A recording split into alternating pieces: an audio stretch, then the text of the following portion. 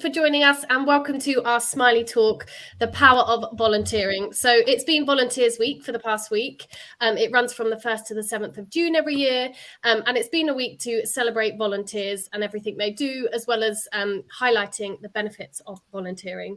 So to end that week, we wanted to carry on the conversation and talk about volunteering, how it can benefit you, and why we need more of them in 2022. But we have 4 brilliant speakers with us today. As you can see, we have 2 volunteers and 2 people working in volunteering organisations to give us some insights into that today. I'm just going to give you a quick run through of us and who we are. So we are Smiley Movement. We're running these Smiley Talks, and we are a non-profit sponsored by the original Smiley brand. So we have an overarching aim to inspire people to drive forward positive change in the world, to give back to their communities, and to do good. And we do this through these Smiley Talks. We have a positive daily news website called Smiley News, and we also have a podcast called Defiant Optimism.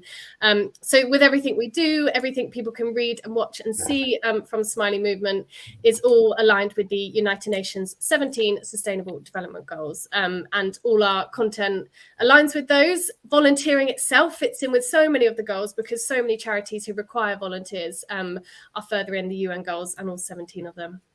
So a few housekeeping tips. If you have any questions and you're watching on social media, feel free to pop them in the comments on Twitter, Facebook or YouTube, and we can put them to our speakers near the end of the hour.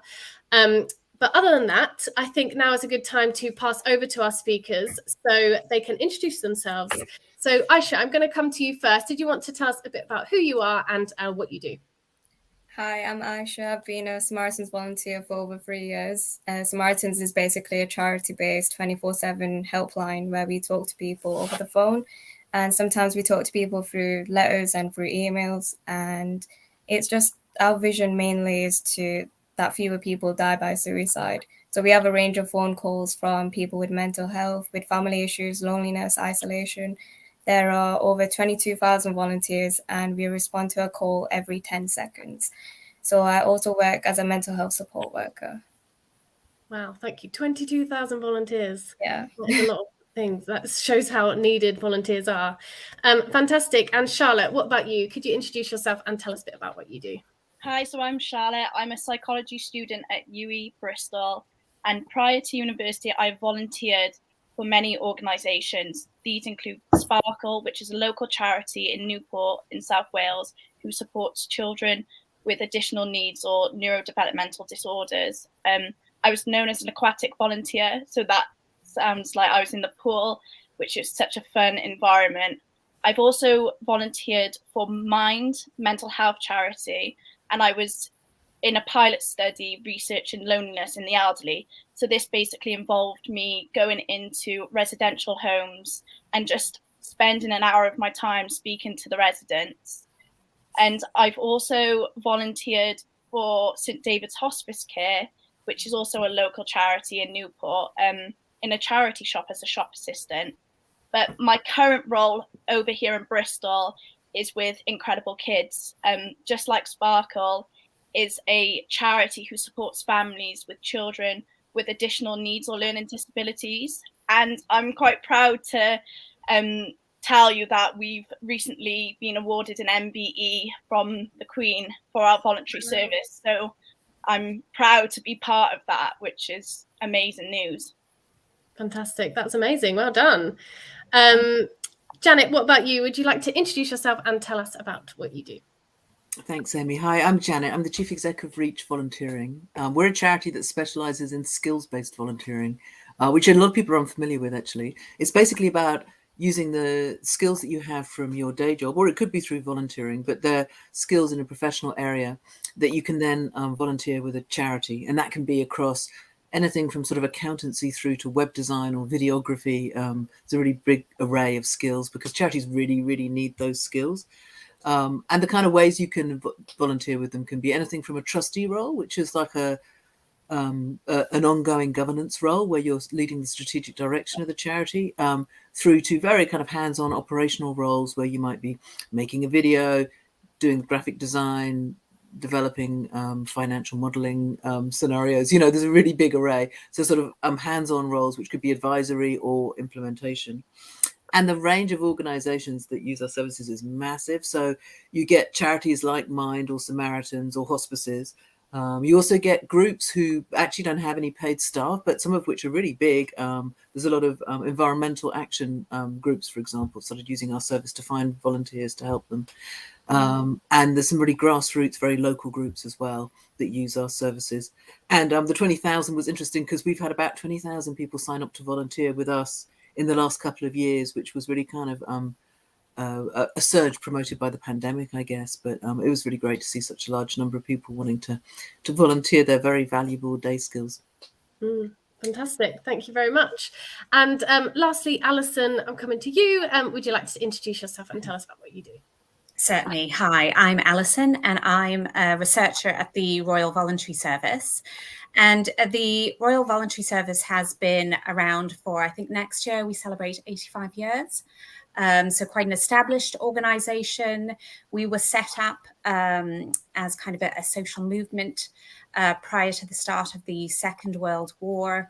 It was led by women to prepare and support Britain during the war. Post-war, we've remained one of sort of the largest volunteering organisations, primarily aimed at supporting people to live independently in their community and also supporting the NHS and social care. Some of you might be a bit more familiar with us because of the work we've done around the pandemic. So we did a lot of work with the NHS around something called the NHS Volunteer Responders Programme, which some of the people listening today might have volunteered as part of that program. And that aimed to really support those that had to shield or self-isolate because of their clinical vulnerabilities to COVID. So that was actually our most recent mass mobilization of people to support their communities. So that's what we do, a fairly sort of large-scale voluntary sector organisation. Great, thank you. And I definitely remember the NHS responders. It was a huge, like you said, people probably know it was such a huge thing during the pandemic. And yeah, I remember seeing the numbers of how many people were signing up each day. So yeah, I think in total 750,000 people stepped forward. Wow. And I think about 400,000 did a task related to that. So we're incredibly grateful because, as everyone knows, it was such a difficult time for the nation and those that had to self-isolate. Definitely. Fantastic. Well, thank you very much. So to kick things off, I thought it would be good to sort of contextualize your experiences in working in volunteering or volunteering yourself. So it's a huge part of your lives, whether it is your full-time job or you do it outside of work. What was it about volunteering itself, or what was your experience with volunteering that made you want to commit to it and made it so important to you for you to continue to do it? Aisha, I'll come to you first. What was it that made you, because obviously you volunteered throughout university, didn't you? And then as a graduate, you continued volunteering. Yeah. Why is that so important to you to sort of keep going? Well, I think ever since I was young, I always wanted to make some sort of an impact, no matter how big or small it was. And I think that's why I got into volunteering in the first place, because I knew I wanted to make my own contribution to the world and just do my part, I guess. Fantastic. And Alison, I'm zigzagging around here just to let you know. But Alison, what about you? So you work full time for the Royal Voluntary Service. Have you always been a volunteer, or was there something specific that made you want to sort of commit to this in your day job? Yeah, so I actually started volunteering when I was a teenager at a nursing and residential home care back in Canada, where I spent my childhood. Really enjoyed volunteering, and actually that for me was a gateway into an interest and career around policy work I did around sort of civil society and volunteering. So I think it was a gateway into what has become ultimately my career. No, definitely. And Charlotte, so as you said, you volunteered when you were a teenager. Charlotte, that was something you said at the beginning you did too. So you have volunteered for a range of organisations. Why has that been important to you to sort of continue, and even while you're at university, find places nearby where you can volunteer?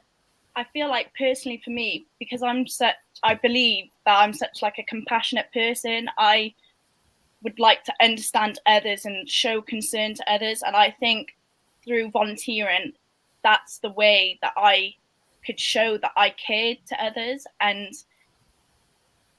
volunteering, like up until now, like I think it's going to be something I'll carry on because I love what I do, and to show people that I care, it's really important to me. Yeah, and it's obviously something you've taken in, like you said, charity shops, hospices, disability charities. So I can see you've continued it and let volunteering follow you to university where you are now in Bristol. Yeah.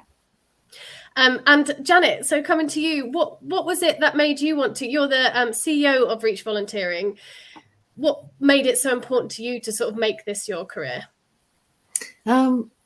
I can't say I've had a very considered approach to my career. Life has happened to me quite often, but it has always involved volunteering. And I think for probably very similar reasons that everyone else has said. There's been stuff I cared about. And so sometimes I found myself in paid jobs doing that, but sometimes it's been in voluntary roles. So that's always been a mix in my life of how I do things. When I joined Reach, I didn't actually join Reach as CEO. I joined Reach as a service team member quite a while ago. But when I joined the organization, I was amazed by, there was kind of about 20 volunteers to every kind of one member of staff when I joined. And it created such a brilliant culture of people really being there because they really cared about it. There was no one there because they were just collecting a salary. It really created and it creates a much more kind of almost creative environment, which I've always really enjoyed. I think there's something so wonderful about people saying, I'm doing this because I want to, because I care about it. And I've kind of decided to do it out of my own volition. I just think that makes a really nice mix in an organization. So, but also, I mean, you can't be in the voluntary sector without volunteering being quite a large part of your experience, because that is how most organizations run, especially, I mean, most charities are really small. A lot of them have no staff at all and are only volunteers. And really, it's all about people coming together and going, here's something that we really want to change or sort out or make a difference with. And very often there's not any money to pay anyone, so people just get on and do it. So I kind of feel like that sort of slightly DIY, let's go for it approach, which is at the heart of a lot of volunteering, as well as all the values of like being compassionate and stuff. I just think they're wonderful. Where else would you want to be? Definitely. And also, sorry, just to add one thing, every day I see, I have worked in areas which are really challenging. At Reach, I have this luxurious position of every day just seeing there's more and more people signing up to say, I want to give my skills that I normally get paid for, I want to give them for free to organizations I care about. And I just think that makes me feel very optimistic on an everyday basis, which we could all do with, isn't it? There's a lot of bad news around. Definitely not. No, definitely. And one thing we've touched on is the pandemic, and obviously the NHS responders and how many volunteers signed up to that. So this is more for you, Janet and Alison. Why would you say volunteering is so needed in 2022? And it's always needed, but there are stats and research that comes out I mean, I don't know how, there's different surveys, but there was GovUK research that said in 2020 to 2021 there were fewer volunteers than the recorded the year before. Why would you say now and sort of going forward we need more volunteers than we ever have? Is that the case? I'll come to you first, Janet. Yeah, definitely the case. We need more than ever. I guess there's more and more needs out there, aren't there? There's the kind of many global, I don't want to get all negative and gloomy, but there's the kind of, climate crisis, there's a cost of living crisis, there's an awful lot of really challenging things. I think the pandemic showed us that in no way are the government and the private sector enough. We need other things there, and that is basically people coming together, whether through charities or through mutual aid or what have you. We need people to come together and step up. The world really needs you to step up. There is that's the kind of basic answer.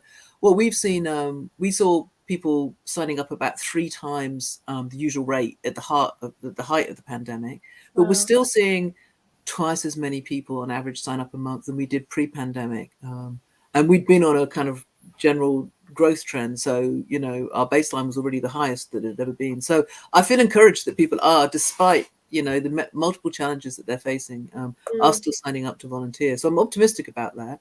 But absolutely, we're needed. And I think the other reason I would say that we're needed, apart from the fact that we just need more people helping, is that I think volunteering is really great for creating connection sometimes between people who wouldn't necessarily be connected.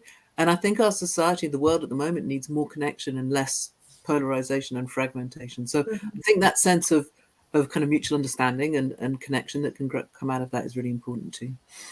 Yeah, definitely. And Alison, you obviously said you had 750,000 volunteers sign up during the pandemic, but why would you say we need more volunteers now than we have before? Yeah, I mean, I would certainly echo and build on some of Janet's points. I think the pandemic has shone a light on volunteering and sort of raised the profile of volunteering. And I think it's demonstrated how critical and important it was. I think when we entered this pandemic, we weren't necessarily geared up for the longevity of the pandemic. And I think what the research evidence has found is that those communities that had those kind of social infrastructures weathered the ups and downs of the pandemic much better. And I think what the pandemic has highlighted is some of those health and structural inequalities in communities, whether it's kind of health inequalities or social structural inequalities such as lack of charity investment or charity groups. And I think we've come to realize actually the state and business is not enough, and that civil society and volunteering is incredibly critical to a well-functioning state. And you know, we've heard sort of the mantra of the government talking about sort of building back better, but I really like sort of Michael Marmot, epidemiologist, idea of building back fairer. And I think we can do that through sort of volunteering and creating greater connections, as Janet was saying. Volunteering is great because often you come in contact with people that from different backgrounds, different points of view, and it helps create a more cohesive society. And we certainly can. We certainly need that. It feels sort of quite sort of divisive out there at the moment, and volunteering can certainly help to do that. And with the amount of volunteers you had sign up during the pandemic, do you think, obviously Janet has seen that sort of rise in people signing up to Reach? Have you seen that rise, like sort of continuing? And do you think it's going to continue post-pandemic? The sort of the desire for people to volunteer and to sign up and to give back. I think the UK is incredibly generous with their time. I think sort of our sort of biggest challenge is and speaks to that point about some people not having some time, but trying to encourage as many people as we can. And I think we can do more to make volunteering maybe a bit more accessible and easier. But as far as demand, we still have a lot of people willing to step forward and help out, because we still have such significant demands, and we're still living, we're still actually living in a pandemic. And we're living with incredible uncertainty, and we're enormously thankful that, either through our organizations or other organizations or more informal volunteering, people are still willing to do that, because it's just so critically important to the health of your community. Yeah, definitely. And I wanted to touch on a bit on the different types of volunteering, because there are different types. And I think some people might have images in their mind of what volunteering is like and think, oh, I don't have time, I can't do that. So Aisha, would you mind telling us a bit about what you do in your role as a Samaritans volunteer, and sort of how that takes up your time, and how it sort of works? Well, we do 4-hour shifts every week, and in those shifts we take phone calls from all over the country. It could be anybody, and they're completely anonymous and confidential. And these people talk about, well, their mental health issues, or if they simply need someone to talk to about a situation that's going on in their lives. And that's usually what a shift is like, taking phone calls with breaks in between or taking an email. And yeah, it's just a few hours a week is what we do. And to sign up to be a volunteer, did it take sort of, was there a training or introduction week which took up much of your time, or how did it go from signing up to be a volunteer to sort of becoming a volunteer that answers the phones? It was a quick process, really. I mean, I signed up, I heard back, got an interview, and then I went straight into training with other volunteers. And it took a few weeks, I think. And it's all important things because we need to learn about confidentiality and safeguarding, and everything in training was, of course, really important. So, and then we kind of go into a training period where you listen to other people's phone calls, and then you sort of start doing it yourself eventually, but you're supported every step throughout that process. That's great. And do people do different amounts of sort of volunteering each week? Can you tailor it to you, or is it quite set? It's quite flexible. I mean, for me, since I'm working full time as a support worker, I can't do weekdays, so I try my best to do weekends or an evening shift. But we have multiple shifts throughout the day, so morning shifts, afternoon shifts, evenings, overnights, which is our busiest shift. But yeah, we're there 24/7, so it could be any shift really. Yeah. And what about you, Charlotte? So what does your sort of volunteering experience now look like in terms of what are some of the things you do, when do you do it, and how do you sort of fit it around your studies? Yeah, so obviously my current role with Incredible Kids, I'm known as a play worker. So we sounds a great job. It's so fun. It's honestly so fun. We literally just play football, make slime. We do arts and crafts. We listen to music, go on the trampoline. It's purely just inclusive play. And one of the best things about that is you get to see smiles on the children's faces, and it makes my day, like knowing I've had a slight or maybe a big impact on their day and the families. The amount of feedback like I've got, or the parents have come up to me and saying like, my child loves coming here, like playing with you, like thank you so much. That is just the best thing. And in terms of time wise, I do Fridays 3:30 till 8 as Friday session, and on Saturdays 9 till 6. So fitting that around my university studies, it's easy because obviously I'm in uni Monday to Friday in the mornings, and I can still fit in a couple hours of my time spent at Incredible Kids. Definitely. And so obviously this role requires you to go there and play with the kids. Play worker sounds wonderful. What about your other volunteering roles? How have they been quite similar in terms of sort of going in and helping out communities? Yeah, so Sparkle, which is similar to Incredible Kids, was exactly the same. So a Friday evening, I would be in the swimming pool with the children, teaching them how to swim with a qualified teacher, of course. And obviously I was trained in that, so obviously safeguarding issues and first aid, and that involves with Incredible Kids as well, being safeguarding and first aid training. Yeah, great. And Janet, I wanted to come to you because obviously Reach offers it's recruiting for skills-based volunteers. How would you describe skills-based volunteers? I know you mentioned it in your intro, but for people that haven't really heard about it before and might sort of have that ability to do it rather than sort of going out in the community, what's the sort of types of volunteering that people can do through skills-based? Yeah, there's so much. A lot of it is, since the pandemic, actually, a lot of it's become remote volunteering, or predominantly remote. Sometimes it's kind of a mixture, which means you can literally do it from your home and often do it at any hour that suits you as well.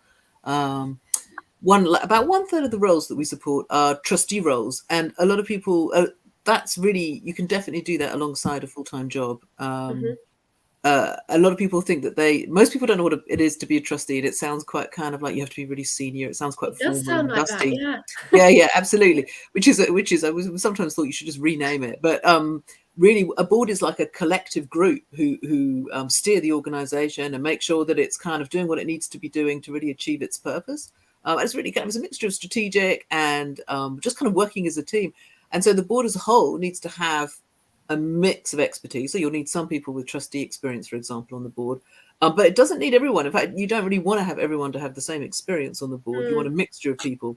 So you want people who've got lived experience of, say, it's a mental health charity. Having people with lived experience of mental health issues, or if it's a charity working with people who are homeless, having sort of experience of that sort of thing is really important for the board to really kind of understand what the purpose of the work is. So. And first-time trustees, I'm a big advocate, like get more of them on the boards because it diversifies the board and it brings more people into the sector. So really encourage people to think. And I think the sector boards have been a bit old-fashioned and a bit fuddy-duddy, I've got to be honest, but they're changing and they're really beginning to understand how important it is to recruit a broader range. So I'd really encourage people who think maybe that they don't have much time but would like to really kind of do something impactful. I'd really encourage them to think about those. But there's loads of other roles as well, if that's not your cup of tea, because there's short-term projects. We see a lot of people who may be doing more of a freelance thing, or they're in between jobs, or they're maybe going through a life change or something like that. They quite often want to get stuck into a short-term project. It doesn't need to be a long-term commitment. You can make a real difference on the short-term basis. And then you get longer-term roles, and some are, a couple of days a week, which is great for someone who's maybe retired or not working, but others are... can be much lighter commitment. So there's a really big variety. And quite often there'll be a kind of baseline of how much the organization needs for you to be able to do that role well. But there's sometimes flexibility about how much of the role you do, for example, because often these things are not set in stone. They're kind of, a work in progress. So even if you see a role where you think, I could really do that bit, but I haven't really got time to do that bit, it's worth talking to the charity and seeing whether they'd be up for that. We designed our platform in the way that you can ask a question before applying, or so you don't have to apply straight away, for exactly that reason, because we think it's often is useful to have as a dialogue. And if that's too abstract, I could give some kind of really concrete examples, but I feel like the two previous speakers have done that really nicely. So. No, that's great. And Alison, I'm coming to you last, so it might have been covered, but are there any other sort of types of volunteering that I know the NHS Responders was obviously quite a unique one, but any other types of volunteering that you think it would be interesting for people to know about? Yeah, so the NHS Volunteer Responders Programme was certainly in the context of volunteering within sort of the healthcare setting. That idea of micro-volunteering actually was quite new and brought in people that maybe couldn't necessarily commit to a structured form of volunteering, say on a Friday for 4 hours. The NHS Volunteer Responders Programme was in essentially those kind of micro volunteering offers. And what we mean by that is, a task would come into your phone, say a neighbor needed some grocery shopping, you could turn on and off duty, you could accept the task.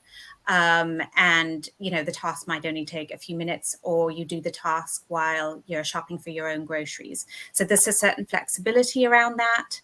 We also had, as Janet was talking about, some more remote volunteering, where maybe people have quite substantial health issues, can't leave their home, but they can still do volunteering by, say, doing our welfare, our check-in and chat calls, just to make sure that their neighbor or someone living in another part of the country is doing okay. So I think what the pandemic has maybe helped us or spearheaded is a bit more flexible volunteering within health and social care, which I think is welcome in different forms of volunteering. So it's much more inclusive. I think pre-pandemic, it was, if you look at the figures, it's predominantly people that are retired and maybe have some time to give. But now I think volunteering, it's almost what I call democratized volunteering. And I think that's good. And I'd like to see that as we go forward into kind of the recovery phase. That's interesting, that term micro volunteering. I haven't heard of that, but it makes a lot of sense because it is those like mini jobs that people are doing. It's those one-off commitments. It can be a short period of time, but actually hugely impactful. If someone can't get out to get their groceries or needs a prescription dropped off, I think I love micro volunteering. No, yeah, I can see how it would suit a lot of people as well. Like if you don't have Yeah. that commitment, but it might also be, like you said, while you're doing your own weekly shop. So I wanted to talk a bit about the benefits of volunteering, and I feel like this is quite an obvious one, but it will be interesting to hear from Charlotte and Aisha about how you feel. But obviously, a lot of people say that when you are volunteering, you're not only supporting and benefiting the people that you're helping, but you are also benefiting and supporting yourself and your own well-being, because I think there's a lot of studies that prove that volunteering can improve your own well-being and your health and make you feel better. So Charlotte, what about you in your roles of volunteering?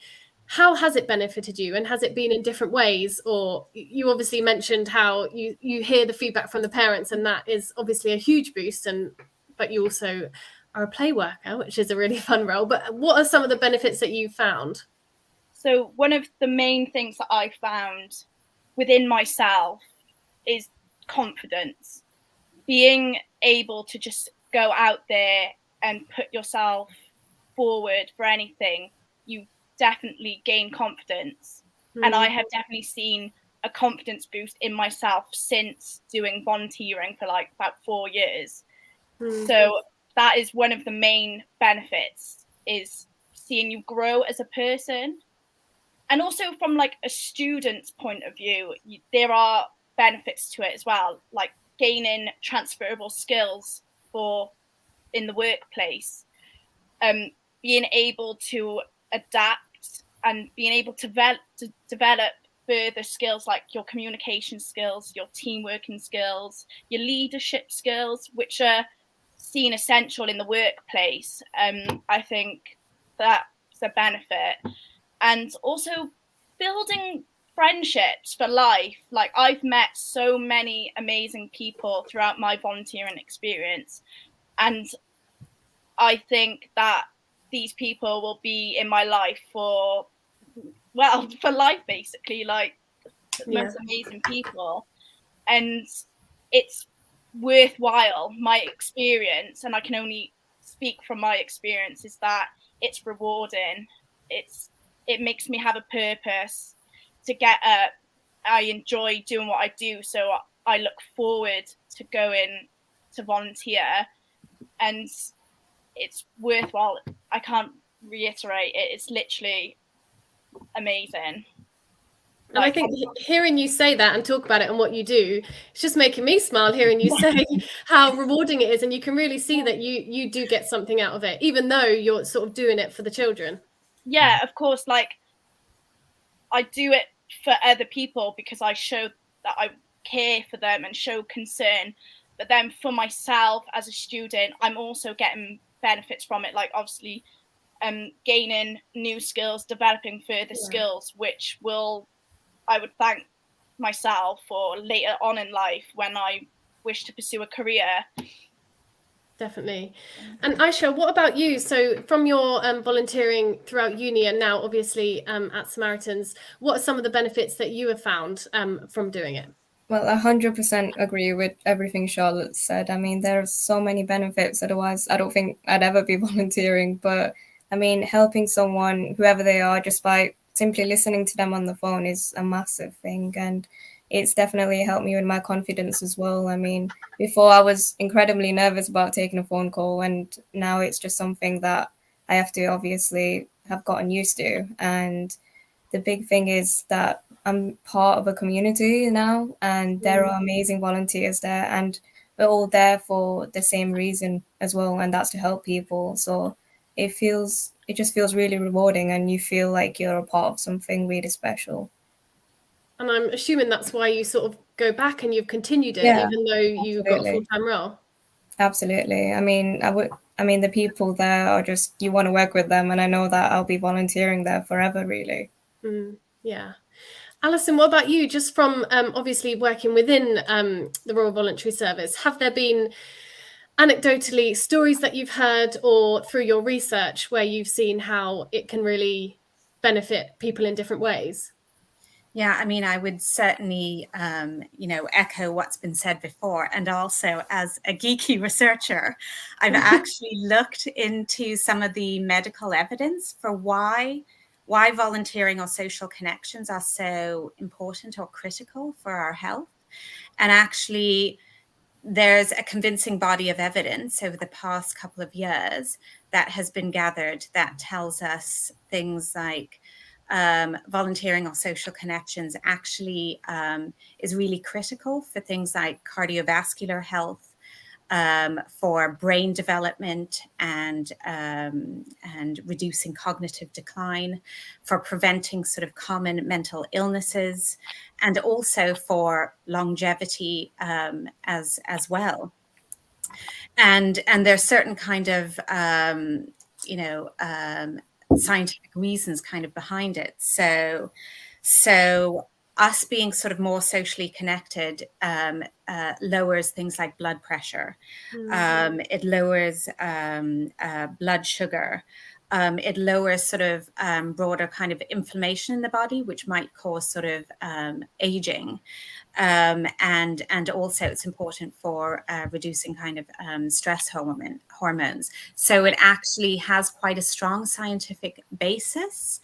And is really important for both our physical, cognitive, and emotional health. So we talk about volunteering as being seen as a public health intervention, because it is just so critical, and the medical evidence now is overwhelming.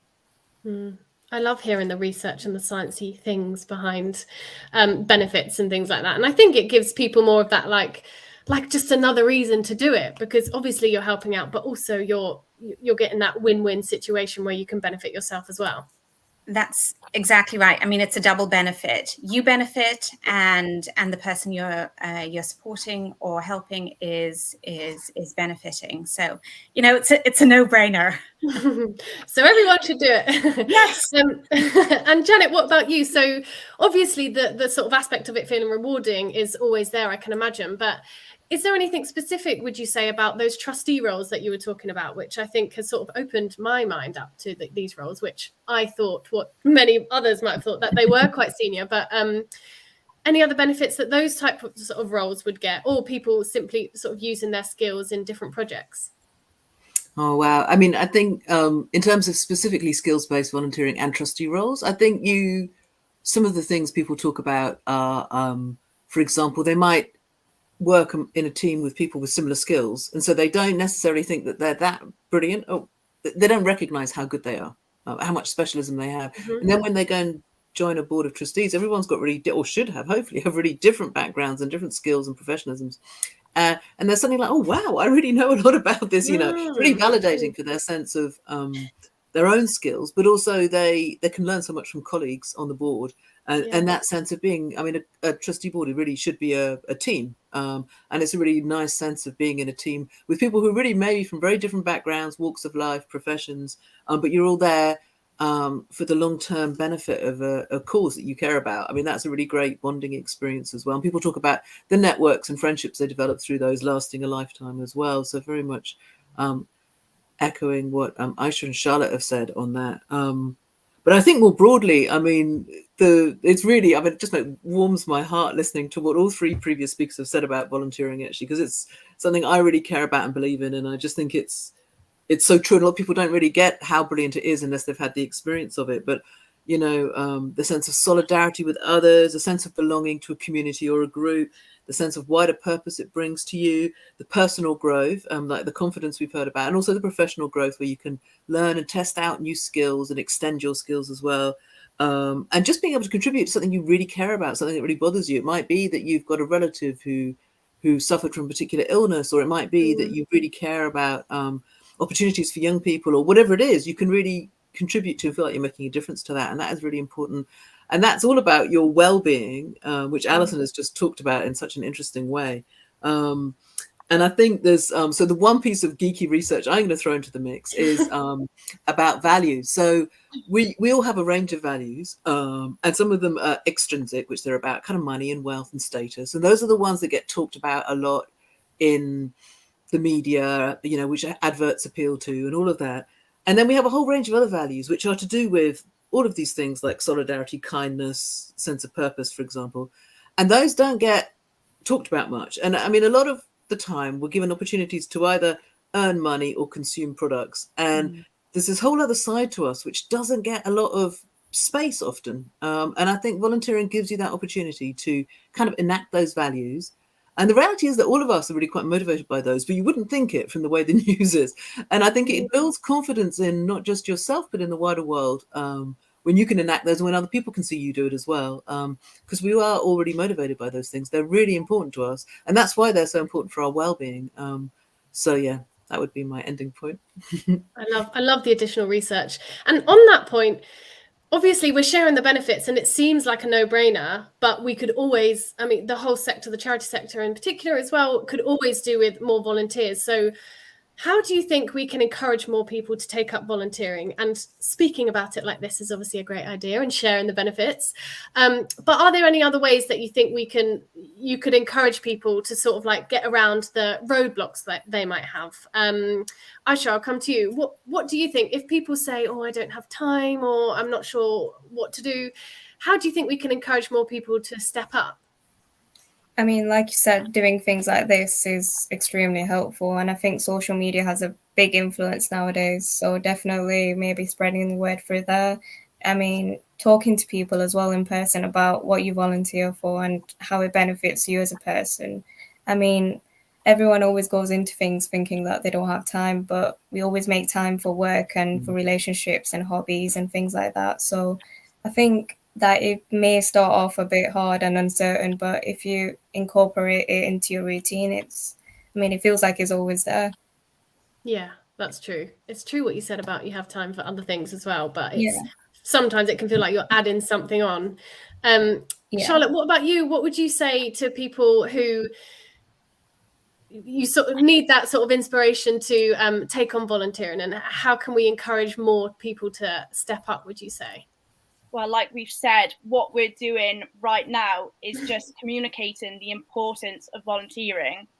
And I also think maybe to target specific audience. So for like young people, maybe we could promote volunteering through like school talks. So from my experience, I actually wasn't aware of Sparkle until Sparkle came into my school and did a presentation to us. Okay. And I think that is quite important because they are targeting obviously the younger people. I think, well, it doesn't have to be to younger people, like it could be through like promotion talks or presentations and just targeting like the audience. I think we can encourage people through that. Yeah. It's a great idea and a success story of a charity that came in and then recruited a volunteer. I'm sure there was more than just you. No, from what the work they did, I was like, that sounds something that I want to be involved in, and it was successful. Yeah, definitely. And Janet, you've sort of said yourself how people can do smaller projects and they can sort of adapt their time through those skills-based volunteering roles. What do you think people need to take into account if they were to go on Reach Volunteering and look now for a volunteering role? Are there any things that they should take into account before they go ahead? Should they be thinking specifically about what they want to give back? Should they be thinking about specific charities they want to support? Or is there like a checklist? There might not be, but a checklist of things that people should sort of think about themselves before going ahead and committing or going ahead and researching for a role? I think people are so different and their motivations are so different that I'm kind of always hesitant to give one answer to that. We've literally just yesterday actually written up a little blog on what to think about for when you're thinking about skills-based volunteering. So that might help people, and that's on our website now. But I think it is really important to be realistic about how much time at the outset, because sometimes people are a little bit kind of, they can go the other way and go, oh, brilliant, I'll come and do this. And they'll commit to stuff they can't really easily commit to. So I think it is worth being sensible about that, because after all, you don't want to waste a charity's time either. But I'd also really encourage you to explore. There's so many different ways. You'd be surprised by how many different ways there are that you could volunteer. So I think go in with an open mind and you can sign up to a weekly digest of roles through us, for example, and there'll be other places. I'm not, maybe skills-based volunteering isn't for you, but whatever kind of strikes you as interesting, then sign up and explore. And you can always have exploratory conversations with the charity as well, see if it feels right for you.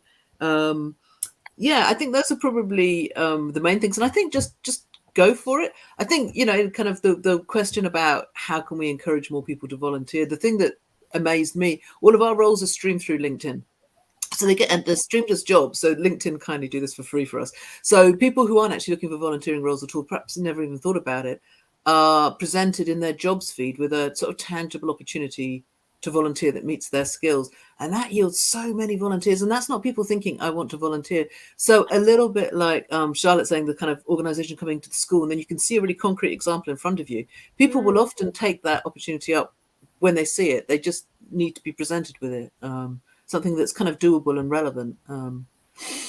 Yeah, and that's amazing that it matches to people's skills, because like you said, they might not know about skills-based volunteering roles or have the capacity to search for them, but there it is just sort of presented to them. I can see how that would yield a lot of responses. And Alison, coming to you, what in terms of sort of encouraging people to volunteer and people taking that first step into volunteering, is there any advice that you would give? Yes, I think there's probably a couple of points to add to. I think sometimes we don't always make it easy for people to volunteer and flexible like we should. Obviously, excluding the NHS Volunteer Responders Programme, which was novel and new, and we'll learn from that. We often have complicated onboarding and recruiting processes. But I think, you know, for us, when we look at who comes into our organisation, often it's friends talking about their volunteering experience, and because they've had a good time, then their friends volunteer. So I think we could do more at a structural level as a charity to make it very easy for people as almost the default setting to volunteer and sign up and participate. But I think also we need to probably do more through our volunteers to say, if you've had a good experience, you know, encourage your friends, encourage your neighbors to volunteer as well, because that kind of word of mouth is quite powerful as well, and ultimately then creates kind of sort of a social norm and a social movement. Yeah, and the word of mouth also lets people realise, like we've heard today, all the different types. So someone might say, oh yeah, I only do an hour every 2 weeks. And then, like you said, I think it could make someone think, oh, actually, I could do that, because it's a friend saying it and you know them well and you can ask them questions. So I can see how that would, like, friends would encourage other friends to do it. And with the micro volunteering, I feel like that's an interesting thing that you spoke about earlier. Is that still something people can do? The Responders Programme, I don't know much about it now. I know it was obviously huge when everyone signed up, but do you think that's still an option now? So we are looking at that with NHS England, and we're looking at kind of a new phase of it. I think as a charity, we really like micro volunteering. You know, it suits people that maybe have busy family, work commitments, but still are able to sort of give back. So at the moment, the project is going through sort of a redesign, but hopefully towards the end of the year, we should know kind of what that is looking like. But I would hope micro volunteering is here to stay. It was so incredibly impactful during the pandemic. The NHS is still facing enormous sort of challenges. So we would hope something like that certainly stays within, you know, the health and well-being context, but hopefully in other sort of volunteer ways as well. Because we really want to open up volunteering, irrespective of where you live, your age, your health, your disability. There is something to contribute, and you know, we want to support that as much as we can going forward, because the need is out there. Yeah, no, definitely, and it's just another type for people to sort of, we've talked about skills based and people going out into the community, but also having this option to do micro volunteering might yield a different type of person who has different sort of routine that they might be able to fit it in. We have 10 minutes left. We have had some questions in that I'm going to go through. Some are super relevant to some of you, so sorry to put you on the spot. But someone has said, this is for Aisha and Charlotte. Someone has said, I'm a student and shy, but would love to volunteer. Any tips? Do you have any tips on that? So that obviously is something we've covered, the confidence aspect, both Aisha and Charlotte. But what about taking that first step? So Charlotte, you mentioned that it boosted your confidence a lot, but what about when you first went to that volunteering? How did you sort of overcome any nervousness potentially then? I mean, that's a good question. I mean, for myself, it is getting over that initial aspect of going, meeting new people, doing a volunteering role. Yeah. But just believe in yourself. Like, just, I know it's hard to say, oh yeah, just do it. But honestly, I was in exactly the same place, and I was so thankful that I did just get over that initial, like, being anxious or just put myself out there. You'll thank yourself later. Like, you will, honestly, trust me. And do you think that the nervousness sort of went away quite quickly after you took that first step and started volunteering? And then did it get easier? Oh yeah, quickly? of course. Like, every new volunteer is going to be in the same boat. So everyone's going to feel exactly the same. And I think just coming together and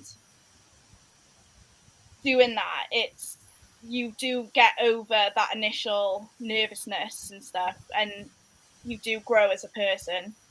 Yeah, definitely. Just and do Aisha, it. what about you? So go for it. Aisha, what about you? I know you said when you made those first calls at the Samaritans that was quite a nerve-wracking experience, and people listening might think that they would be the same. What helped you sort of get over that? And now you say you feel really confident doing the calls. Would you have any advice for someone feeling a little shy about it? I mean, I'm an incredibly shy person, so I completely relate to that question. But I think just going for it is the main thing. I think Janet mentioned it previously, but going for it is, I think, the hardest part. But once you've started that process, it just gets better with time, and you definitely grow as a person. And I'm definitely not as shy as I used to be. So yeah, just go for it. Fantastic. So we have touched on this too. So someone else has asked, what if I don't have enough time every week? I'm really struggling with the commitment aspect. What if someone signs up? I know we've sort of talked about you don't always have to do it every week, but what if someone potentially has signed up for a weekly role, or I don't know, Janet, they've signed up for a trustee role and it's a certain amount of times, but they worry that they can't commit, so it puts them off applying in the first place. What would you advise them to do in that situation? Do you think it's sort of having an open conversation with the charity?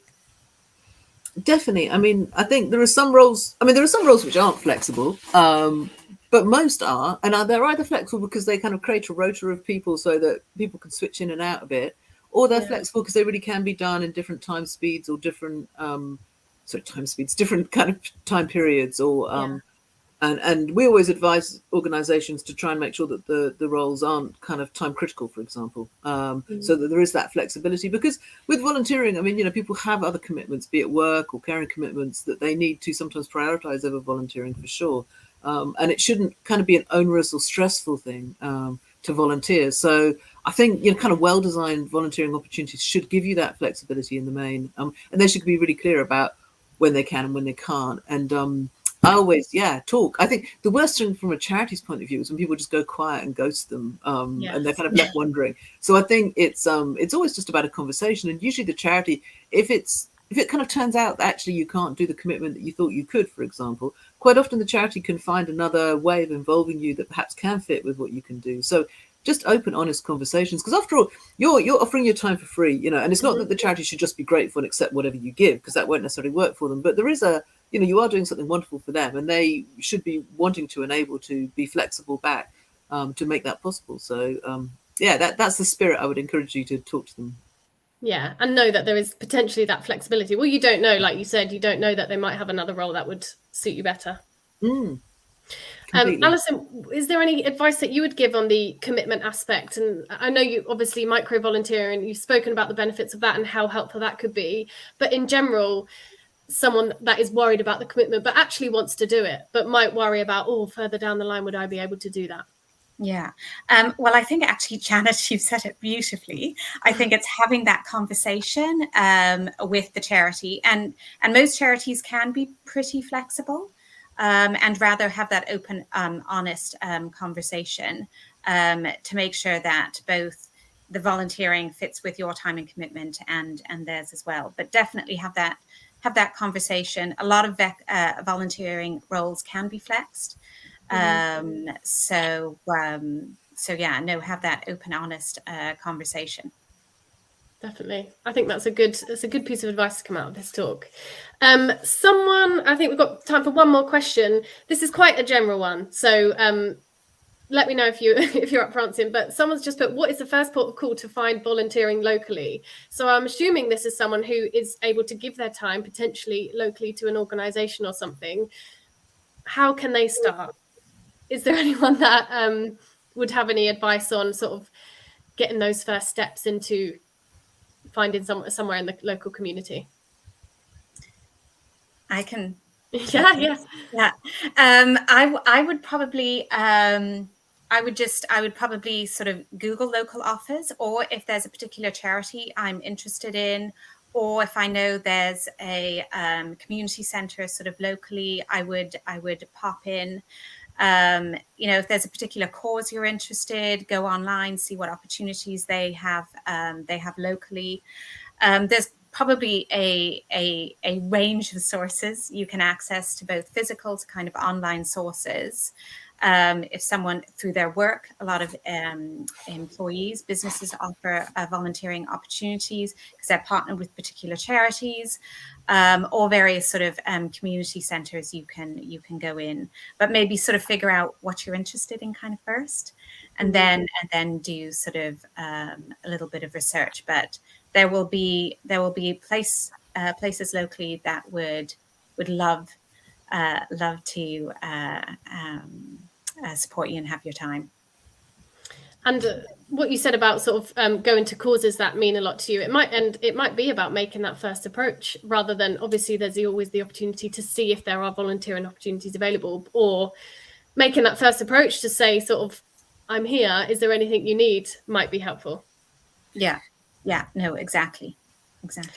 Can I jump in there as well? Yes, please quickly. do, Janet. Just to say, I mean, in addition to what Alison said, and absolutely you can approach a charity direct if you're interested. I think that's a really good idea. But I would obviously encourage you to have a look on our site. If you're interested in volunteering your skills, that's a particular kind of volunteering. But you can search by geography and see what there is local to you on that site, and save a search so that any new opportunities that come up in your area, you'll get emailed with. But there's also, there might well be a local CVS in your area, that kind of CVS or volunteer bureau. You can find those if you go to the NCVO website and search for the volunteering centre part of it. It'll tell you if there's one in your area. But their job is to collect up local volunteering opportunities and match them to people who want to volunteer in the area. So that's definitely worth a look at. Those are probably my two tips for sort of centralized places to look. Fantastic. And so to sum things up, I'll just go around all of you and ask you if you could say one tip that you want people to take away from this talk, what would it be? And for Janet, Alison, where can people find out more about your organisation and social channels and things? So Aisha, I'll come to you first. What one tip would you want people to take away from this talk on volunteering? If you're thinking about volunteering, then go for it. Just short and simple. Just go for it. I like it. Thank you. And Charlotte, what about you? What would your tip be? And also, where can people find out more about Incredible Kids? Yeah, well, I completely agree with Aisha. Just go for it. I mean, just have confidence in yourself. Anything is possible. So just go for it. And you can find out more about Incredible Kids on incrediblekids.org.uk. That's our website. If not, I'm happy to answer any more questions if we have time. But yeah, just go for it. Just believe in yourself. That's the main thing. You won't regret it. I certainly didn't regret it. You won't regret it. Fantastic. Thank you. And Janet, what about you? What would your tip be? And where can people go to find out more about Reach? volunteering? And my tip would be, well, I feel like saying go for it as well. So what I'll say is commit to taking that first step of just looking for something. How about that? Because that sometimes it's just taking the first step can be, and that's a really small step. Anyone can do that. So commit to looking for something that interests you. And have a look on our website at reachvolunteering.org.uk. We've got hundreds and hundreds of roles which you can search by skill, geography, all sorts of different things. Wonderful. Thank you very much. And Alison, I'm coming to you last. What would your tip be, and where can people find out more? Yeah, certainly. So I think the overarching message for me is that volunteering is kind of, it's the power of almost ordinary people to do extraordinary things in their community. And I've seen this, through my years of a career in kind of civil society volunteering. And I think, where we feel we have little control over our lives at the moment and living with huge uncertainty, actually you have an incredible amount of power to change your neighborhood, to make a difference to those that are around you. And you can do that through volunteering. And if you're interested in joining the Royal Voluntary Service, we have lots of roles. Go onto our site, and you just have to put in your postcode and see what's available in your area. But also, if you don't see anything, reach out by email as well. Thank you. Fantastic. Thank you so much. And thank you to all four of you for joining today. I always say this, that these talks are inspiring, but I genuinely feel really inspired. I've loved the just do it, the motivational quote. So it's been a really enjoyable way to spend an hour. We have been live tweeting everything. So all the information, including the organisations featured in this talk, are on our Twitter account. So you can find out more there. But other than that, thank you very much for listening and have a great rest of your day. Thanks very much.